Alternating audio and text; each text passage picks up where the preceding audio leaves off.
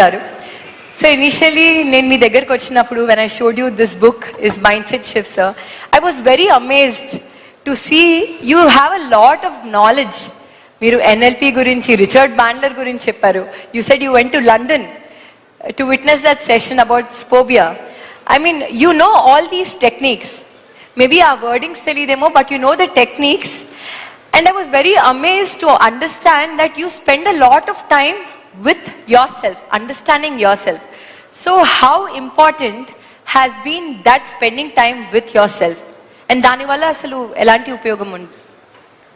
First of all, మా ప్రియతమ గౌరవ ముఖ్యమంత్రి గారు నారా చంద్రబాబు నాయుడు గారు ముఖ్య అతిథిగా ఏర్పాటు చేసినటువంటి ఈ పుస్తకావిష్కరణ కార్యక్రమంలో నేను ఒక అతిథిగా రావటం, నాకు అవకాశం కల్పించినటువంటి శరణి, వారి కుటుంబ సభ్యులు, ముఖ్యంగా మంత్రివర్యులు నారాయణ గారు, తన మామయ్య గారు, నా సోదరుడు గంటా శ్రీనివాస్, అండ్ చాలామంది అతిథి మహారథులు, అండ్ ఫ్యూచర్ మన రాష్ట్ర భవిష్యత్తు, మన దేశ భవిష్యత్తు మీ కళలో కనిపిస్తుంది. అలాంటి యంగ్స్టర్స్, ఆల్ స్టూడెంట్స్, మీ అందరికీ సభాముఖంగా నా హృదయపూర్వక అభినందనలు, ధన్యవాదాలు, నమస్కారాలు తెలియజేసుకుంటాను.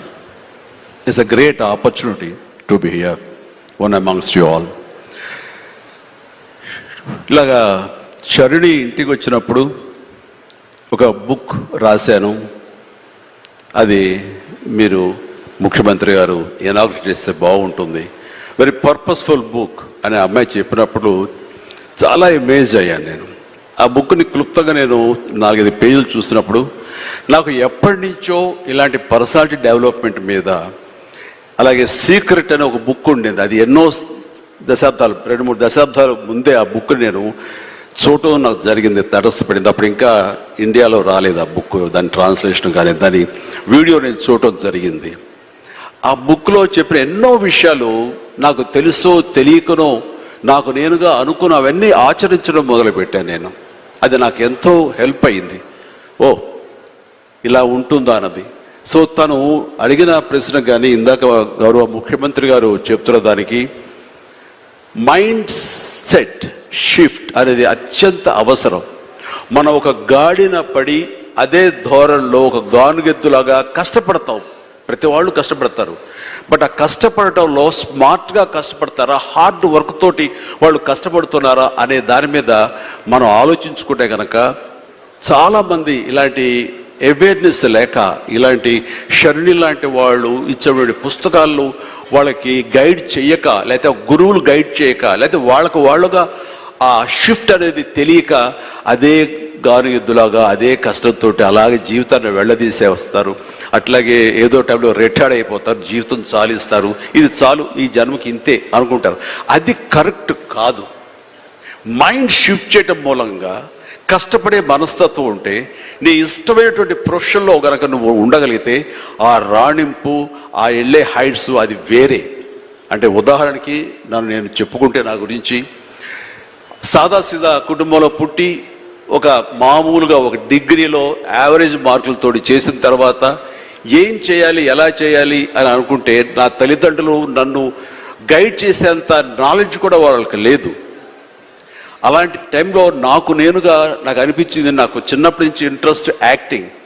10th క్లాస్ చదువుతున్నప్పుడు ఒక డ్రామా వేశాను, బెస్ట్ యాక్టర్ వచ్చింది. కాలేజ్ డేస్లో ఇంకో డ్రామా వేశాను, అది బెస్ట్ యాక్టర్ వచ్చింది. అది documented, it's that full proof. So నాకు అనిపించింది, ఓహో మనలో గొప్ప నటుడు ఉన్నారనమాట, మనం కనుక ట్రై చేస్తే సినిమా ఇండస్ట్రీలో ఒక లెవెల్లో ఉండొచ్చు అనమాట. ఎందుకు వెళ్ళకూడదు మనం సినిమా ఇండస్ట్రీకి అని అనగానే ఎవరితో మాట్లాడినా సరే, ఏ సినిమా ఇండస్ట్రీ తక్కువ అనుకుంటున్నావా, నీకు తెలిసిన వాళ్ళు ఉన్నారా, నువ్వు వెళ్ళగానే పెద్ద గొప్ప అందగాడేవా, నేను వెల్కమ్ చేసేస్తారా అంటూ అందరూ నెగిటివ్గానే అనేవాడు. అదే సహజం, ఎందుకంటే ఇండస్ట్రీకి వెళ్ళి పాడైపోయిన వాళ్ళు అధిక సంఖ్యలో కనబడుతున్నప్పుడు నేను ఎక్కడో లింగులు ఇటుకుమంటూ నర్సాపురం మొగల్తూరు ఆ ప్రాంతం నుంచి వెళితే కనుక ఎంకరేజ్ చేసే భలే ఉన్నారో వెళ్ళరా అనేవాళ్ళు ఎందుకు ఉంటారు. కానీ లోపల నా తపన అంతా ఖచ్చితంగా వెళితే వెళ్ళాలి అనిపించింది. అదే విషయం అమ్మా నాన్నలు చెప్పాను. నేను మైండ్ షిఫ్ట్ గురించి మాట్లాడుతున్నాను.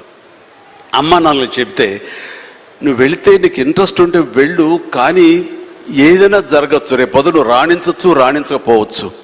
అలాంటి పరిస్థితిలో టైం వేస్ట్ కాకుండా ఇంకో కోర్స్ కూడా చేస్తే, నువ్వు చెన్నై వెళ్తానంటున్నావు, నీ ఫిలిం ఇన్స్టిట్యూట్ ట్రైనింగ్తో పాటు ఇంకో కోర్స్ కూడా చేస్తే బాగుంటుంది కదా, సపోజ్ ఇది రాణించలేదు ఇంకో దాంట్లోకి వెళ్తావు, టైం వేస్ట్ కాదు అంటే వాళ్ళ మాట కాదలేక ఏమో బొమ్మ పైకి సిరితే కాయిన్ బొమ్మ పడచ్చు బొలుసు పడచ్చు, జీవితంలో ఇది మనం ఊహించి చెప్పలేం అనే ఉద్దేశంతో నేను ఏం చేశానంటే ICWI institute of cost accountants and works of India, ఇది ఎగ్మూర్లో ఉంటుండేది చెన్నైలో, అక్కడ నైట్ కాలేజీ చేస్తూ పగలంతరేమో ఫిలిం ఇన్స్టిట్యూట్లో ట్రైనింగ్ తీసుకుంటూ అలాగా 2 జోడు గుర్రాల స్వారీ లేదా 2 పడవల మీద ప్రయాణం చేయడం ప్రయత్నం చేశారు. కానీ ఎక్కడో నాకు ఇష్టం లేనిది అంతంత మాత్రంగా తప్పదని చేయబడ్డటువంటి ICWI కోర్స్ మీద నాకు నిరాశక్త కలిగింది. దాన్ని నెమ్మదిగా దానికి తెలియదుకాలు ఇచ్చేసి వదిలేశారు. ఆ తర్వాత ఫిలిం ఇన్స్టిట్యూట్లోనే నేను ఏమైనా చేయాలి, చావో రేవో బతుకో చావు ఇక్కడే ఉండాలి, మనం ఇందులో చేయాలి. ఎప్పుడైతే నేను ఒక డెసిషన్ తీసుకున్నానో నన్ను నేను ప్రూవ్ చేసుకోవడానికి నేను కష్టపడి పనిచేయాలి, నేను ఇందులో సాధించాలి, ఏమైనా అయ్యి తీరాలి అంటూ చాలా స్ట్రాంగ్గా నేను అనుకున్నాను. లేకపోతే నాకు జీవితం లేదు అనుకున్నాను. అలాంటి పరిస్థితుల్లో సినిమా ఇండస్ట్రీలో ఫిల్మ్ ఇన్స్టిట్యూట్లో నేను ట్రైనింగ్ తీసుకోవడం ఏంటి, సినిమా అవకాశాలు రావడం ఏంటి, అవి సద్వినియోగపరచుకోవడం ఏంటి, దాన్ని ద బెస్ట్ నేను చూపించుకోవడం ఏంటి, అక్కడ ఉన్నటువంటి డైరెక్టర్స్ వీళ్ళందరి చేత వావ్ అనిపించుకోవడం ఏంటి, అందరి దృష్టి నా మీద ఉండేలాగా నేను ఎక్కువగా యాక్టివ్గా ఉన్నటువంటి ఇవన్నీ నాకు దోహదపడి సినిమా అలాగా అంచెలంచెలుగా నేను ఈ రోజున మీరు చూస్తున్న ఈ స్థాయికి నేను వచ్చాను. ఇక్కడ ఏంటంటే ఏమైనా సరే 2 చేద్దాం, ఏమో జీవితం ఏమవుతుందో అనే అభద్రతా భావంతో ఉండే కంటే కాదు, ఖచ్చితంగా అనుకుంటే సాధించవచ్చు, నాలో టాలెంట్ మీద నాకు నమ్మకం ఉందని సాధించగలరు, కాబట్టి అది వద్దు అనుకుంటూ మైండ్ షిఫ్ట్ చేసుకుని దీని మీద ఫోకస్ పెట్టాను సరా, అక్కడ నేను సఫలీకృతునయ్యాను. అదే శరాణి చెప్పేది. ఎక్కడ డౌట్ ఉండకూడదు. ఆ ప్రొఫెషన్ నీకు ఇష్టమైన దాని ప్రొఫెషన్ అయ్యి ఉండాలి, దాని మీద నువ్వు ఇంట్రెస్ట్ పెంచుకోవాలి, అది సాధించడానికి కష్టపడి పనిచేయాలి, ఒళ్ళుంచి పనిచేయాలి, అది కూడా స్మార్ట్గా పనిచేయాలి. వీటన్నిటితో పాటు మన వ్యక్తిత్వం, మన బిహేవియర్, మన మంచితనం ఇవన్నీ కూడా యాడెడ్ ఫ్లేవర్, అది చక్కటి అందాన్ని ఇస్తాయి నువ్వు వెళ్తున్న ఈ బాటలో. అది చాలా ఇంపార్టెంట్. చాలామంది అత్యున్నత స్థానానికి వెళ్ళిపోతుంటారు, కానీ క్యారెక్టర్ లేకపోతే వాళ్ళు ఎంత ఎత్తుకెళ్ళినా సరే సర్లే పెద్ద చేసేళ్ళ అని అంటారు.